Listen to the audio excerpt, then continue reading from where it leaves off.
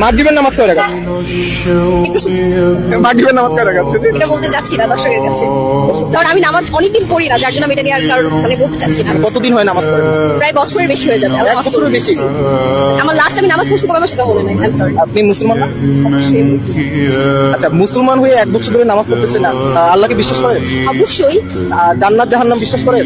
অবশ্যই। তা আপনি যদি এখন মারা যান, হ্যাঁ, তখন কি করবেন? কি জবাব দিবেন কবরে গিয়ে? জবাব দেওয়ার মধ্যে কিছু থাকবে না, তবে আল্লাহ মাফ করবে এটা ভরসা নিয়ে হয়তো বা। মাফ করবে? জি। কিভাবে মাফ করবে? আপনি তো নামাজই পড়েন না। নামাজই তো পড়ি না, বিষয়টা এমন না, পড়েছি বাট রিসেন্টলি পড়া হয় না। লাস্ট কবে নামাজ পড়ছি মনে নেই। আমার আমার শরীর কাঁপতেছে আপনার কথা শুনে। আচ্ছা, আপনি কি আপনি পড়ে যাবেন? ফজরের নামাজ কয় রাকাত?